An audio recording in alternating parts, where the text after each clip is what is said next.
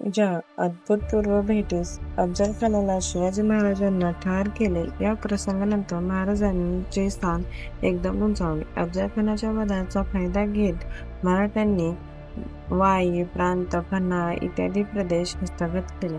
शिवाजी महाराजांच्या वाढत्या पराक्रमामुळे मुघलांना त्यांच्याकडे लक्ष देणे भाग पडले.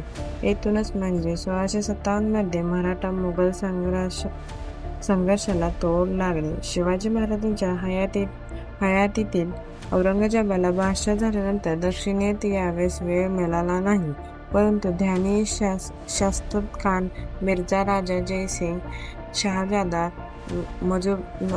मुआझम, महाबत खान, दिलेर खान अशा महत्त्वाच्या दलांना पाठवले.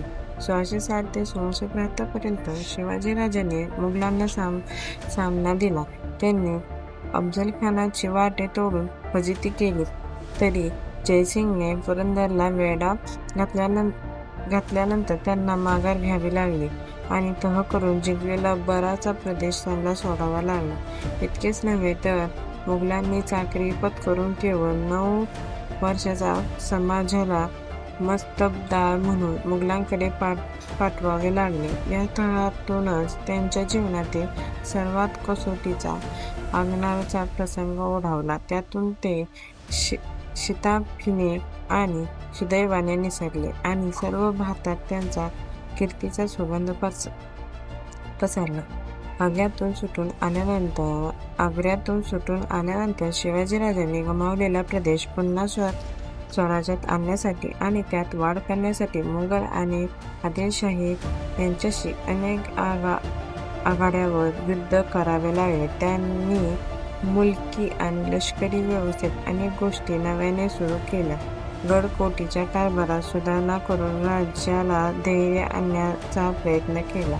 आता त्याच्या सामर्थ्य स्वराज्याभोवती असलेले मुघल, विजापूरकर, पोर्तुगीज, सिद्धी, इंग्रज शत्रूविरुद्ध टेकाव घेण्याइतके वाढले होते. दक्षिणेतील शहा त्यांनी खंडणी देऊ लागल्या होत्या. इंग्रज व पोर्तुगीज यांच्या महाराजांच्या सामर्थ्याची जाणीव होऊन त्यांचे वकील, व्यापारी सवलती मिळण्यासाठी दरबारी कोटे घालू लागले होते. स्वराज्याला आता जनतेच्या मान्यतेची आवश्यकता होती. महाराजांना सभोवतालच्या राज्याच्या बरोबरी स्थान उत्पन्न करून राजकीय प्रतिष्ठा मिळण्याची जरुरी होती. उत्तरेत काय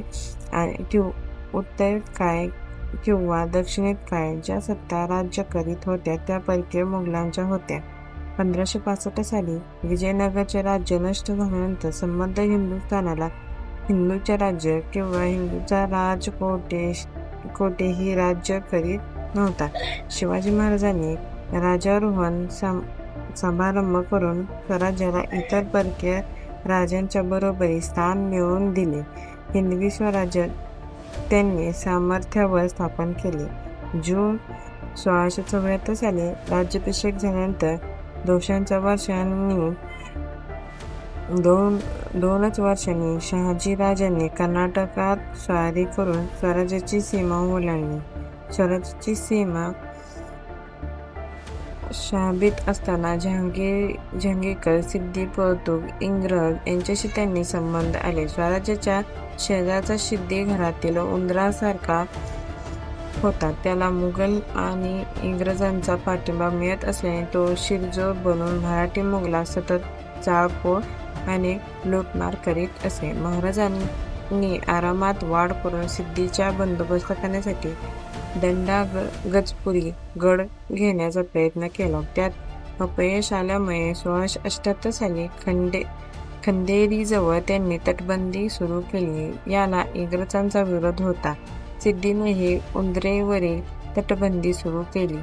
इंग्रजांनी सिद्धीला मुंबईला यार दिल्याने तो अधिकच शिरजोर झाला. सिद्धी आणि इंग्रज या दोघांचा बंदोबस्त करण्यासाठी 1679-80 मध्ये महाराजांचे युद्ध करावे लागले.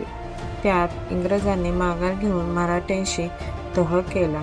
शिवाजीराजांच्या मृत्यूचा वेळ, राज्याची सीमा कोणती होती हे निश्चितपणे ठरवणे फारसे कठीण नाही.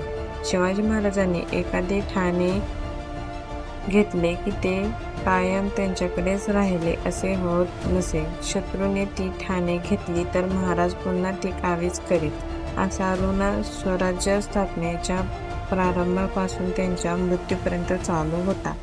स्वराज्यात सालेही किल्ल्यापासून गोदावरी नदीच्या अलीकडे कुलदेश, वरघाट, तळघाट, तुंगभद्रा पावतो एक प्रांत व तुंगभद्रेपलीकडे कोलार, वाळापूर, चंदी, येरूळ हे धरून कावेरीच्या सरहद्दीपर्यंतचा दुसरा प्रांत असे 2 प्रांत होते. स्वराज्याच्या उत्तर सीमेत सध्याच्या नाशिक जिल्हा असून त्यात सालेर, रवळा, जवळा, हनुवंतगड, अहिवंतगड, मार्कंडा, पट्टागड,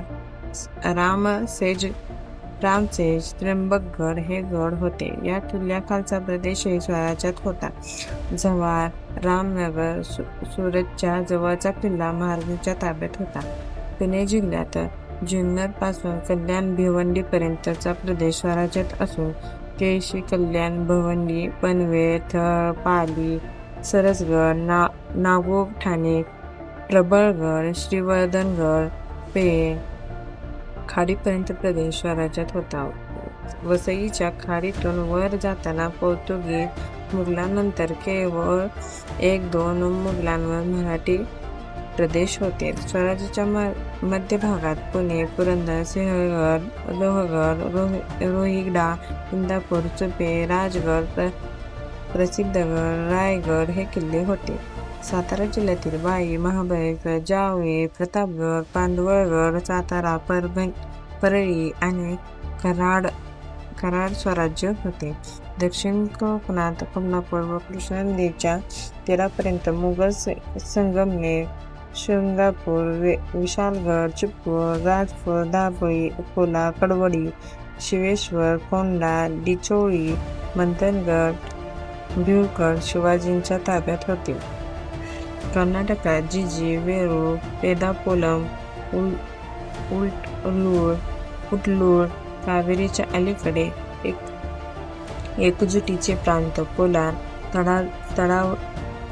तंजावरच्या उत्तरेकडे मुलुंड, गदग, कोपर इत्यादी प्रदेश कर्नाटकाच्या स्वारीत महाराजांनी स्वराज्यात आणला. या कर्नाटकातील प्रदेशाप्रमाणे स्वराज्यातील पुष्कळसा मुलुंड 1674 सालानंतर स्वराज्यात आला आहे. संभाजी राजांच्या मिळालेल्या स्वराज्याच्या वारशाची ही रूपरेषा आहे. हे सर्व राज्य शत्रूच्या मुलखातील प्रदेश जिंकून निर्माण झाला होते, तरी स्वराज्याभोवतीच्या शत्रूंचा नायनाट झाला नव्हता. औरंगजेबाच्या हयातीत स्वराज्याचे त्यांचे आक्रमण केव्हा ना केव्हा तरी येण्याची भीती होती. सिद्दी आणि इंग्रजांचे प्रकरण मिटलेच नव्हते. पोर्तुगीजांनीही शह बसवला नव्हता.